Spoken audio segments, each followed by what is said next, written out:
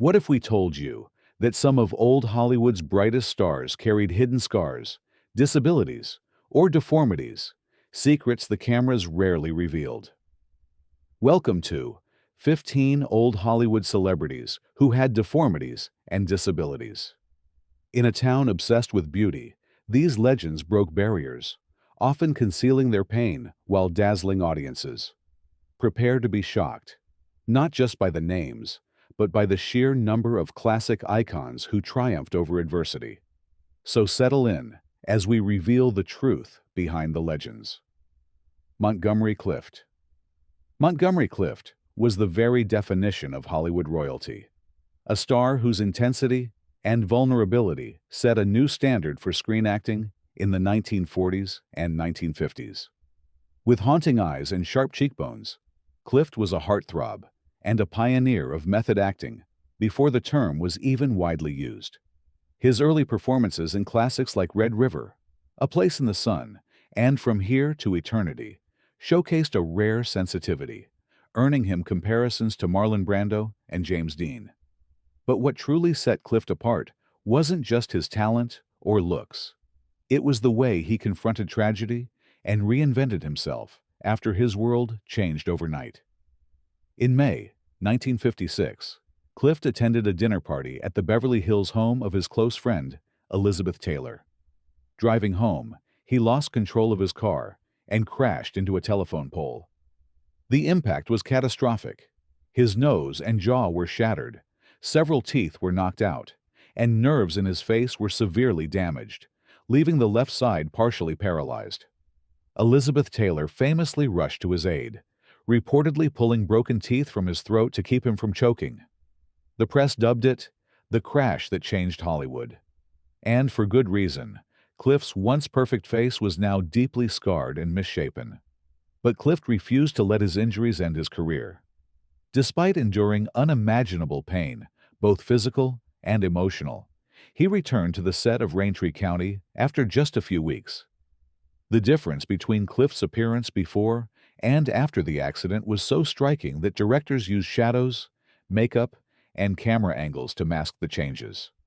Hollywood, unsure how to handle a leading man with visible scars, began to sideline him. Yet, Clift's performances became even more raw and profound.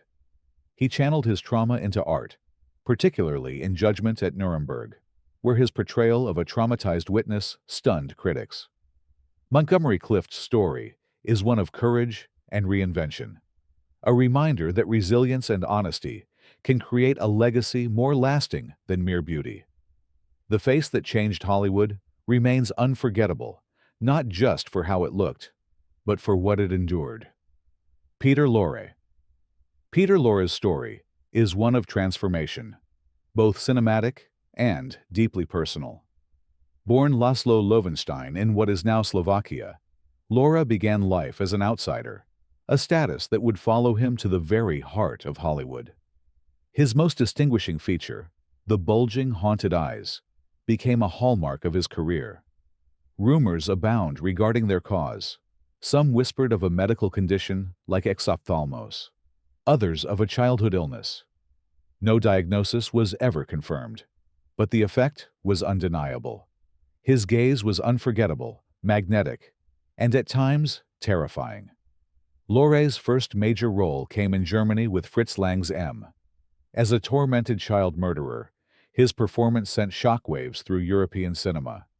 His eyes, wide and desperate, told stories words never could. Hollywood soon came calling. Lorre's look was the antithesis of leading man glamour, but American studios saw something in his eccentric appearance that was perfect for the era's explosion of noir and suspense films. Once in the United States, Lorre became the go-to actor for roles that demanded ambiguity, vulnerability, or menace. He played Joel Cairo in The Maltese Falcon, the slippery Ugarte in Casablanca, and the unhinged Dr. Einstein in Arsenic and Old Lace. His characters always seemed to teeter on the edge, haunted by their own demons. Off-screen, Lorre struggled with insecurity about his appearance. In a town obsessed with perfect faces, His own reflected the anxieties and darkness of a changing world. But Lorre's difference became his greatest strength. He worked with some of the biggest names in Hollywood, including Humphrey Bogart and Sidney Greenstreet, often stealing scenes with a single, chilling glance.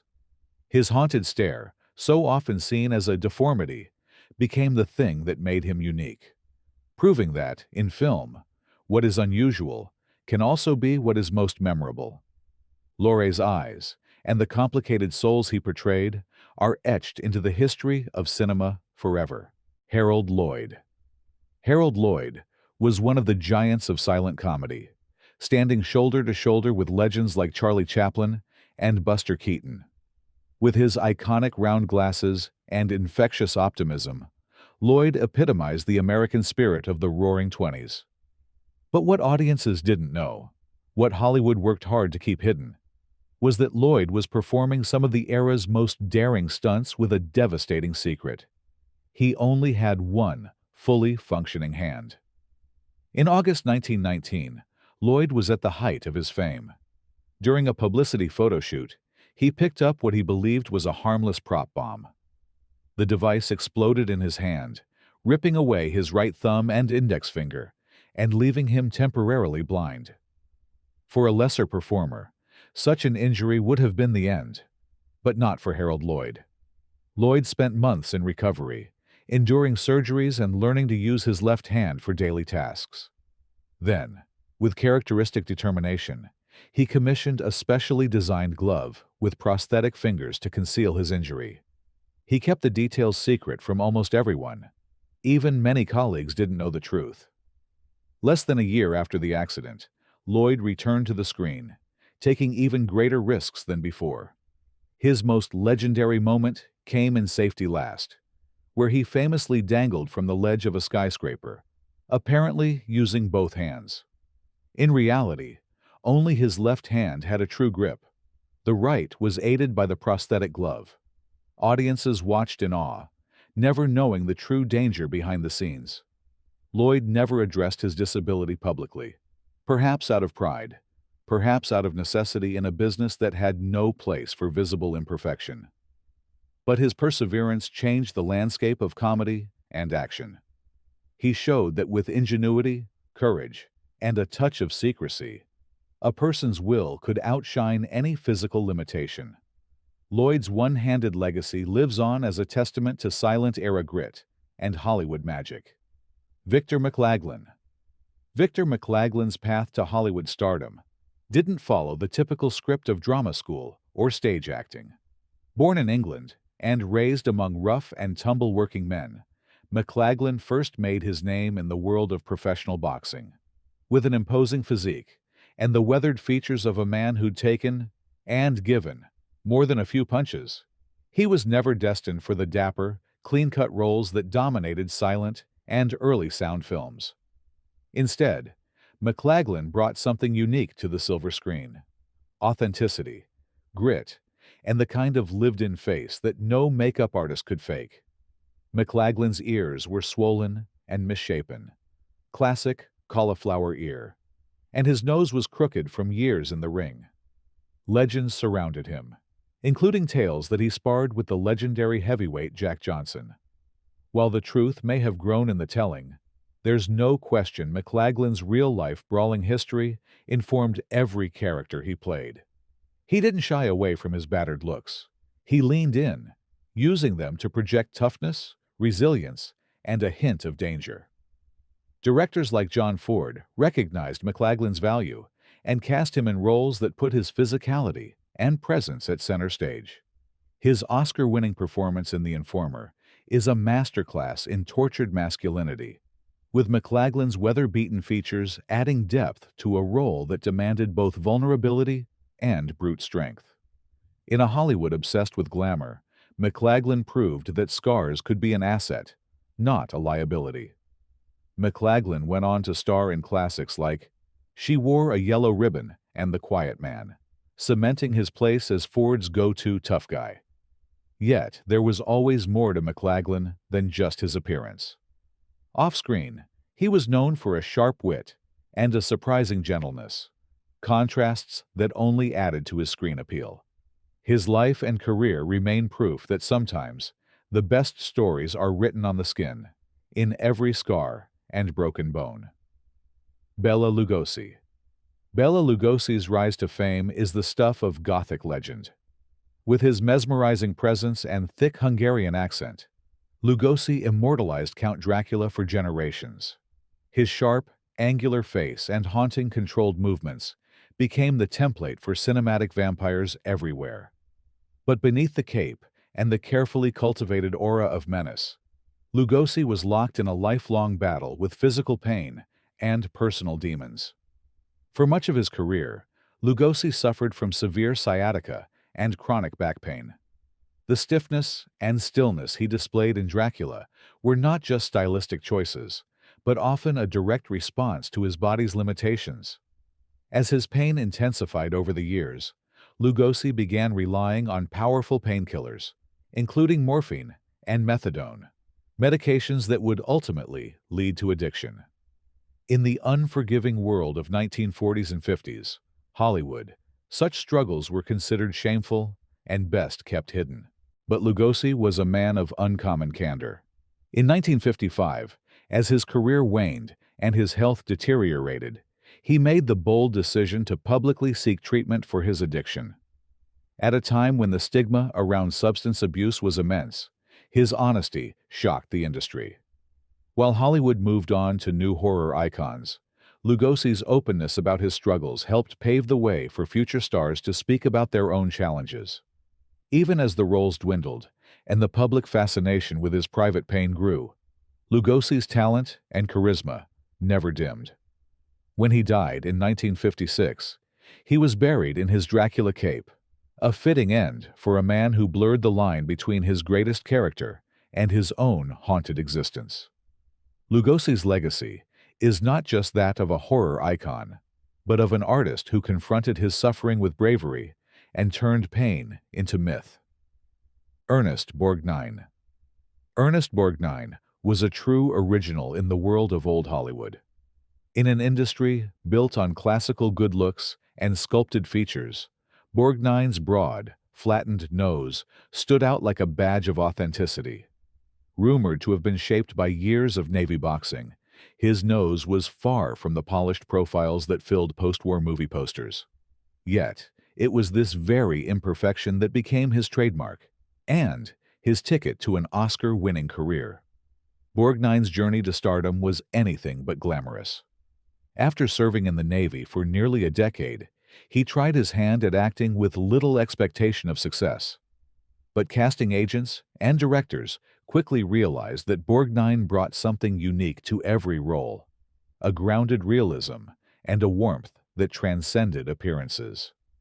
In Marty, he played a gentle, shy butcher, a role so far from Hollywood's typical hero that it made audiences sit up and take notice. Borgnine won the Academy Award for Best Actor, and his performance struck a chord with a post-war America hungry for stories of ordinary people. Rather than shy away from his unconventional looks, Borgnine leaned into them, often poking fun at himself in interviews. He once quipped, "My face has character. Before I even open my mouth, you know I've seen some hard times." Off-screen, Borgnine was known for his humor, generosity, and lack of pretension. His colleagues admired his work ethic and willingness to play supporting roles with as much dedication as leading ones. In films like From Here to Eternity, Bad Day at Black Rock, and The Wild Bunch, he delivered unforgettable performances that proved a leading man didn't need to look like a matinee idol. Ernest Borgnine's legacy is a celebration of individuality and resilience. He showed that you don't have to fit the mold to make history. You just have to own your story, every crooked line and broken nose included. Lionel Barrymore. Lionel Barrymore was born into one of America's most famous acting families and built a legacy as a stage and screen legend, winning an Oscar and starring in dozens of classics. But Barrymore's story is also one of resilience in the face of physical adversity. By the 1930s, chronic arthritis and repeated hip fractures had made it nearly impossible for Barrymore to walk.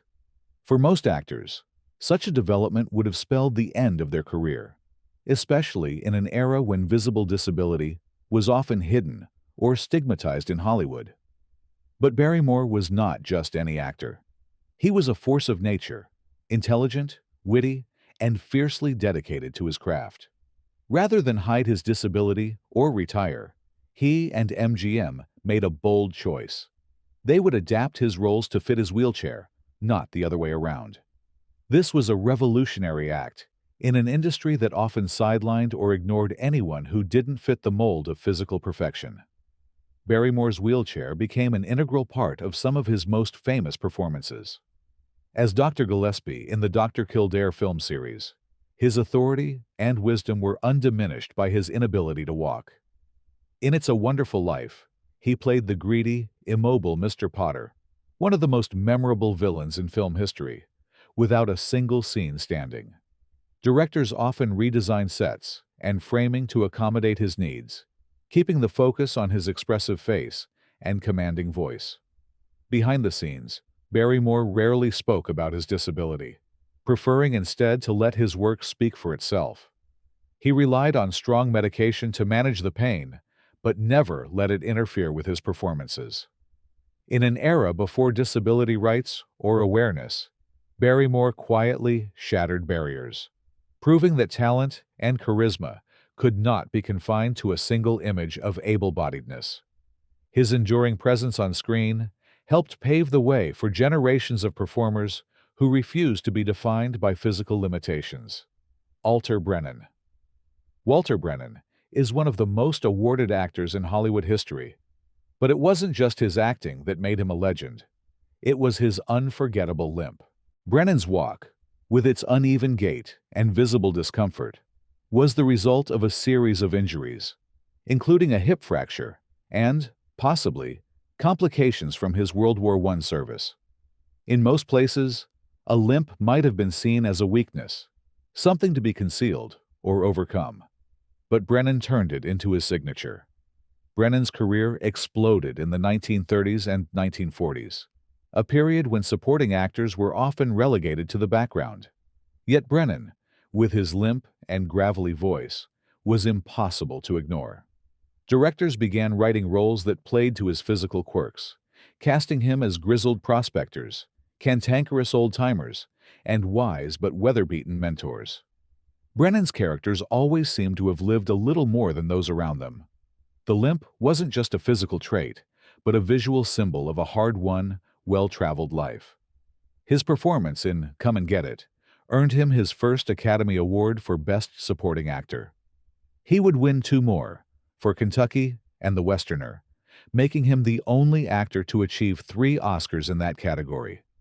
Audiences and critics loved Brennan's authenticity. In a Hollywood full of polished, pretty faces, his worn features and distinctive walk were a breath of fresh air. Brennan's limp also had a practical impact. It made his characters immediately memorable. When he shuffled into a scene, you knew you were watching someone who had survived, someone who'd seen the world and lived to tell about it. Even as he aged, Brennan continued to embrace his physical uniqueness, turning what could have been a professional obstacle into a defining advantage. His story is a testament to the power of authenticity and the enduring appeal of characters who bear the marks of a life well lived. Buster Keaton. Buster Keaton's name is synonymous with physical comedy and daredevil stunts. Nicknamed the Great Stone Face for his perpetually stoic expression, Keaton was a master of timing, slapstick, and on-screen chaos. But behind the laughter, Keaton was quietly suffering from a devastating injury that shaped both his work and his legacy. In 1924, while filming the classic Sherlock Jr., Keaton performed a seemingly straightforward stunt. A cascade of water from a water tower knocked him onto the steel rails below. Despite landing painfully on his neck, Keaton shook it off and finished the shoot. Only years later did he discover that he had actually fractured his neck in the fall, a serious injury that, had it been diagnosed at the time, might have ended his career. The effects lingered for the rest of his life, Katon endured chronic headaches and neck pain, yet never let on to his castmates or the public. Instead, he pressed on, performing ever more elaborate and dangerous stunts in films like The General, Steamboat Bill, Jr., and others. Some film historians believe his legendary deadpan expression was partly a coping mechanism, a way to mask discomfort and keep audiences focused on the gags, not the grimaces. Keaton's refusal to complain or draw attention to his injury was typical of the era's stoic ethos. In interviews, he rarely discussed the toll his work took on his body, choosing instead to revel in the creativity and excitement of silent film. Yet, his legacy endures precisely because he never let pain or fear define him. Keaton's stone face and the courage it masked continues to inspire performers and audiences alike, proving that the show can go on, even when the cost is hidden from view. Jack Elum. Jack Elum's instantly recognizable face was his ticket to Hollywood immortality. With one eye that drifted wildly off-center, a result of a childhood accident involving a pencil, Elum became one of the most distinctive and unforgettable character actors in American film. In a business obsessed with symmetry and beauty, Elum's wandering eye could easily have ended his dreams. Instead, it made him a star. Born in Arizona, Elum started his professional life as an accountant, working for studios behind the scenes. But his rough-hewn look and offbeat charisma drew him in front of the camera. In the late 1940s and throughout the 50s, Elum's unique visage found a home in the booming genre of westerns. His misaligned left eye, permanently fixed in a wild stare, gave him a menacing edge that casting directors loved. He quickly became the go-to actor for villains, drifters, and unpredictable outlaws. Elum never tried to hide his eye or play down his eccentric features. Instead, he leaned into them, turning what could have been a curse into a career-defining strength. Audiences soon associated his gaze with danger, humor, or just plain weirdness, depending on the role. In High Noon, Support Your Local Sheriff, and dozens of other classics, Elum stole scenes with a look that suggested anything could happen next. Behind the camera, Elum was known for his humor and good spirits, often making light of his appearance. Directors and actors enjoyed working with him because he understood the power of his presence and was always willing to play up his quirks for the good of the story. He joked that his career was built on being the ugly guy who could act. Jack Elum's legacy is one of unapologetic individuality. In a world where conformity was the norm, he proved that authenticity and a memorable face could be the very things that set you apart and keep you working for decades. Marlene Dietrich. Marlene Dietrich was the embodiment of screen glamour and sexual ambiguity, a German-born icon who conquered Hollywood with her sultry looks, husky voice, and effortless cool. She captivated both men and women, played with gender norms, and became a fashion trendsetter for generations.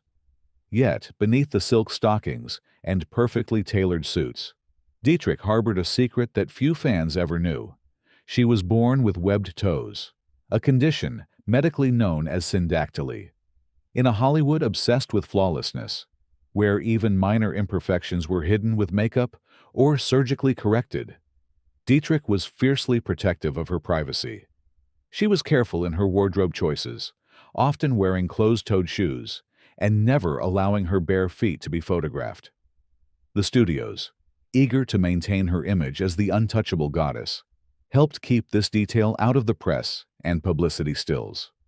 But Dietrich's power came not from hiding her imperfections, but from embracing every part of herself. She never allowed her condition to shake her confidence or limit her ambition. Instead, she built a persona on her own terms, one that celebrated difference, sensuality, and strength. Whether in The Blue Angel, Morocco, or Shanghai Express, Dietrich was never just a passive beauty. She was an active force, as likely to rescue the hero as to seduce him. Off-screen, Dietrich was equally bold. She defied conventional gender roles, wore trousers decades before it was fashionable, and supported Allied troops in World War II, earning the Medal of Freedom. Her webbed toes, like so much else in her life, became just another detail in a story defined by self-determination. Dietrich's enduring appeal lies in her refusal to be limited by society's expectations, or her own body. She showed the world that true glamour is less about perfection and more about power, mystery, and authenticity. Fred Astaire. Fred Astaire's name is synonymous with grace, elegance, and rhythmic perfection. He redefined what dance could look like on film, moving with a lightness and musicality that made every routine look effortless. Yet, Astaire's story also includes a hidden challenge. His left hand was deformed, larger and somewhat misshapen, most likely from birth. In a profession where hands are always on display, this imperfection was a source of deep self-consciousness. From the earliest days of his career, Astaire was acutely aware of his hand's appearance. He developed a repertoire of subtle tricks to keep it out of the camera's eye. He would hold a cane, keep his hand in his pocket, or use clever choreography to shield it behind his partner. Even in close-up shots, Astaire found ways to distract with a flourish or a gesture. It was an invisible dance within the dance, a private battle waged with the same discipline and ingenuity he brought to his public performances. But Astaire's artistry went far beyond his hands. His collaborations with Ginger Rogers, Sid Charisse, and others produced some of the most iconic musical numbers in history: Top Hat, Swing Time, Easter Parade, and The Bandwagon. On screen, he radiated joy and precision, captivating audiences with the illusion of perfection. Yet his performances were built on tireless work, inventiveness, and the quiet courage to overcome personal doubts. Astaire's humility was legendary. He often deflected praise, crediting his partners, choreographers, and directors. Those who worked with him noted his relentless perfectionism and kindness. He never let his hidden insecurity about his hand define him. Instead, he proved that the greatest beauty in art lies in the transformation of obstacles into something sublime. Fred Astaire's legacy is a testament to perseverance and self-acceptance.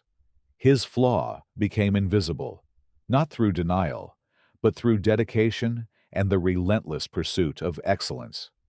Raymond Burr. Raymond Burr's deep, commanding voice and imposing stature made him one of the most iconic presences on film and television.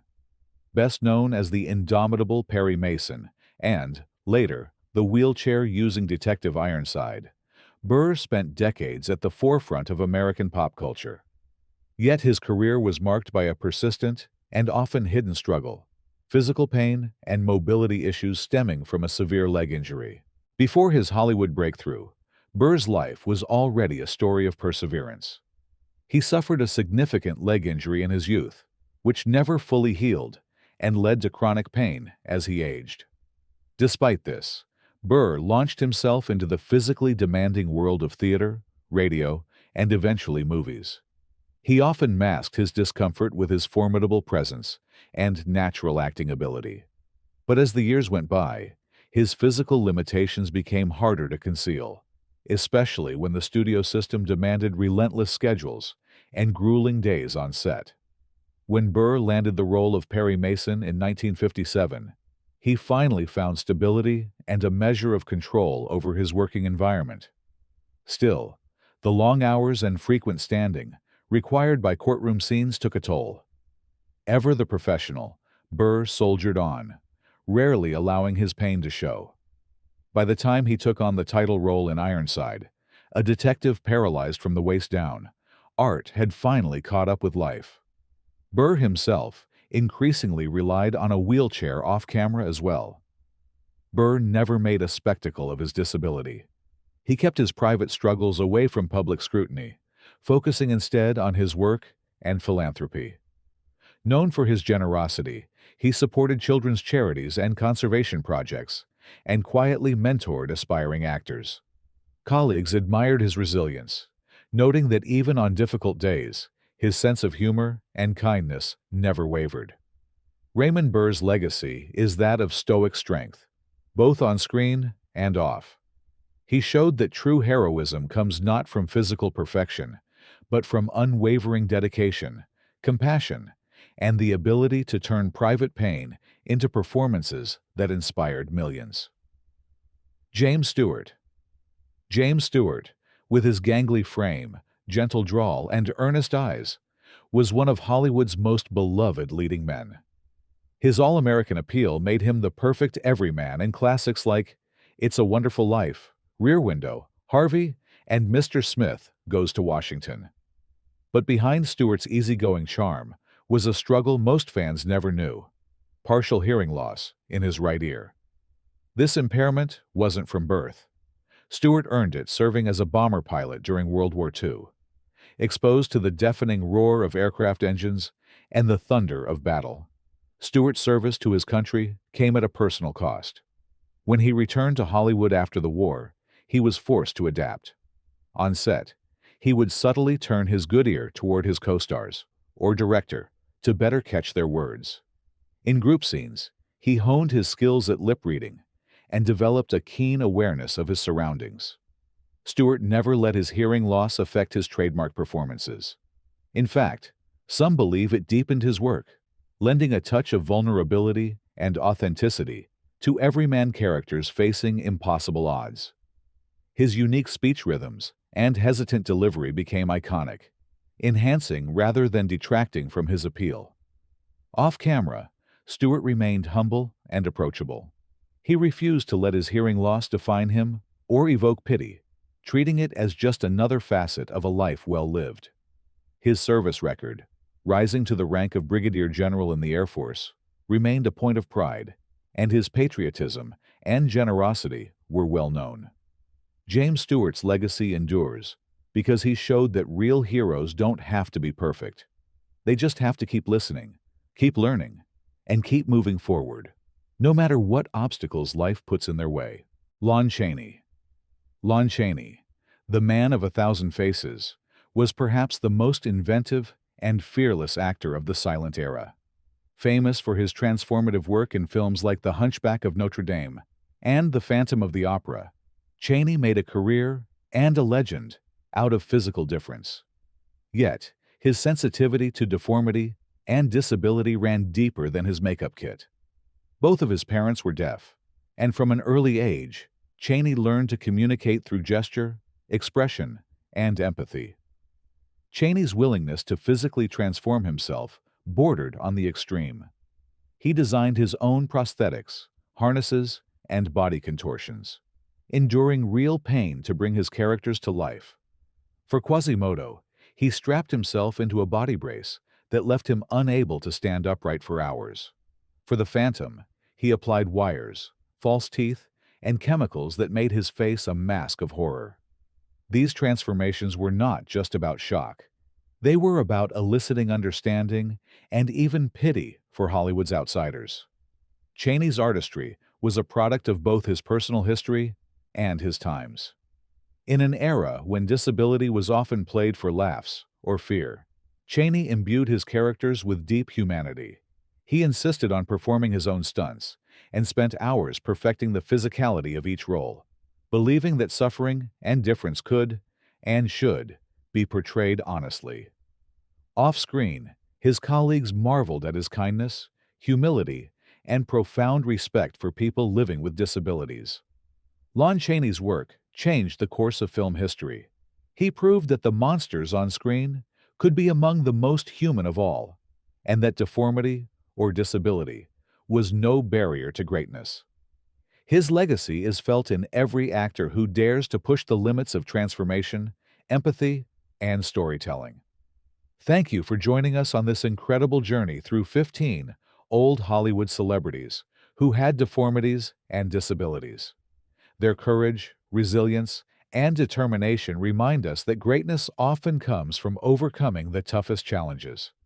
If you found these stories as fascinating as we did, don't forget to like, share, and subscribe to our channel for more untold Hollywood secrets and powerful true stories.